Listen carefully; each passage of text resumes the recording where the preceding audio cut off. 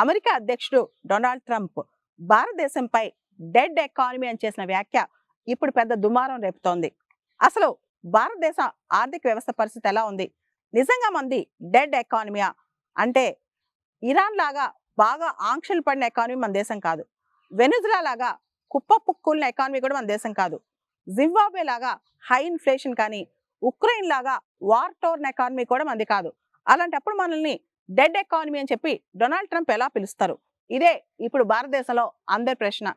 యాక్చువల్గా ఒక ఎకానమీని dead economy అనాలంటే అక్కడ విపరీతమైన నిరుద్యోగం ఉండాలి, లేదా ఇన్ఫ్లేషన్ చాలా ఎక్కువ ఉండాలి, స్టాగ్ఫ్లేషన్ బాగా కనిపిస్తూ ఉండాలి.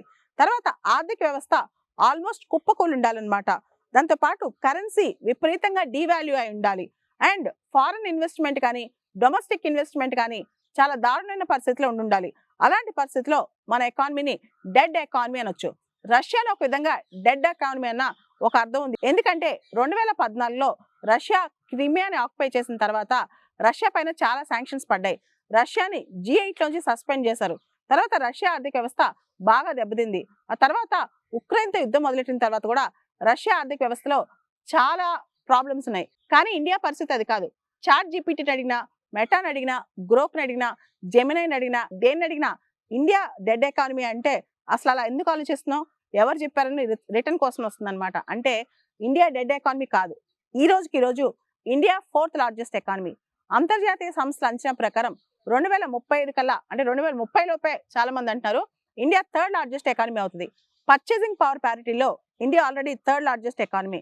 2nd లార్జెస్ట్ స్టాండింగ్ ఆర్మీ ఉన్న దేశం మన దేశం అనమాట. డెమోక్రసీ, ప్రపంచంలోనే అతిపెద్ద ప్రజాస్వామ్య దేశం, ప్రపంచంలోనే అతి ఎక్కువగా జనాభా గల దేశం. అండ్ ప్రపంచంలో చాలా దేశాలు భారతదేశంతో ట్రేడ్ అగ్రిమెంట్స్ చేసుకోవడానికి రెడీ అవుతున్నాయి, చేసుకోవడానికి పోటీ పడుతున్నాయి అనమాట.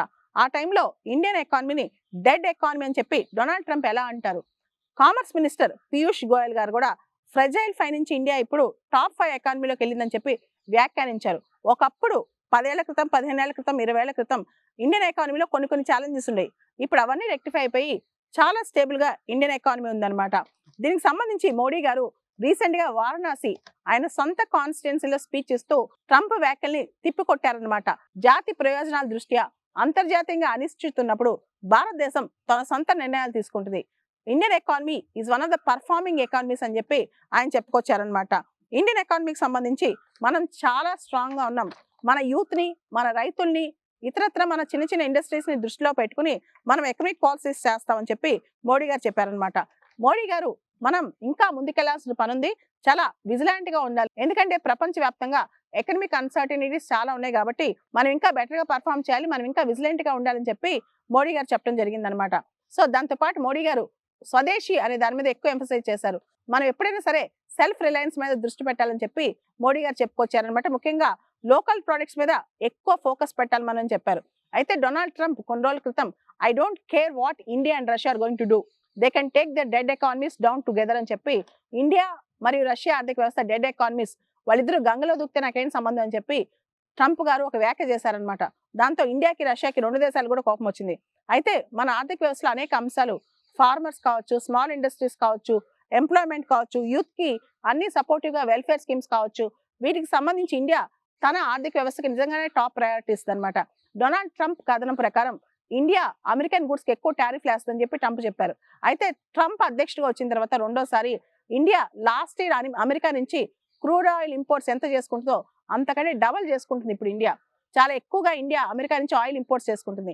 డొనాల్డ్ ట్రంప్ మనల్ని తిట్టిన తర్వాత మనం ఆయిల్ కొంటాం, రష్యా నుంచి ఆపేసామని చెప్పాడు. కాదు, రష్యా నుంచి కూడా మనం ఆయిల్ కంటిన్యూ చేస్తున్నాం, ఆయిల్ కొంటున్నాం. అయితే రష్యా నుంచి ఎవరైతే ఆయిల్ కొంటున్నారో, రష్యన్ ఎకానమీకి ఎవరైతే సపోర్ట్ చేస్తున్నారో, రష్యా నుంచి ఎవరైతే మిలిటరీ ప్రొడక్ట్స్ కొంటున్నారో వాళ్ళందరిపైన అడిషనల్ పెనాల్టీస్ వేస్తానని చెప్పి డొనాల్డ్ ట్రంప్ అందరినీ బెదిరిస్తున్నారు.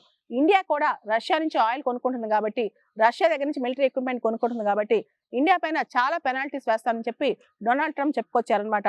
ఈ పరిస్థితిలో భారతదేశం మాత్రం స్ట్రాటజిక్ ఎకానమీ, అంటే దీనికి సంబంధించి భారతదేశం మన ఫారెన్ పాలసీలో స్ట్రాటజిక్ ఎకానమీ మెయింటైన్ చేస్తుంది. మన ఎకనామిక్ ఇంట్రెస్ట్ మనకు అవసరం అని చెప్పి ఇండియా అనుకుంటుంది అనమాట. 2 సంవత్సరాల క్రితం హెన్రీ కిస్సింగర్ అని చెప్పి అమెరికన్ డిప్లొమాట్ ఒక ఆయన చనిపోయారు. చనిపోయే ముందు ఆయన ఒక వ్యాఖ్య చేశారు. ఇండియన్ ఫారెన్ పాలసీని బాగా పొగుడుతూ వ్యాఖ్య చేశారనమాట. సో హెన్రీ కిస్సింగర్ అంతటి వాడే ఇండియన్ ఫారెన్ పాలసీని పొగిడితే డొనాల్డ్ ట్రంప్ మాత్రం ఇండియన్ ఎకానమీని, ఇండియా పైన బ్యాడ్ కామెంట్స్ చేయడం స్టార్ట్ చేశారు. ఇది ఇండియన్స్ ఎవరికి నచ్చట్లేదు అనమాట. ఇన్ఫాక్ట్ చెప్పాలంటే డొనాల్డ్ ట్రంప్ అమెరికన్ ఎకానమీ పాడు చేస్తున్నారని చెప్పొచ్చు. వన్ బిగ్ బ్యూటిఫుల్ బిల్ అనేది అమెరికాకి నష్టం తీసుకొస్తే, అంతేకాదు డొనాల్డ్ ట్రంప్ సెల్ఫ్ గోల్ వేసుకుంటున్నారు. అమెరికాకైనా సెల్ఫ్ గోల్ వేస్తున్నారని చెప్పొచ్చు.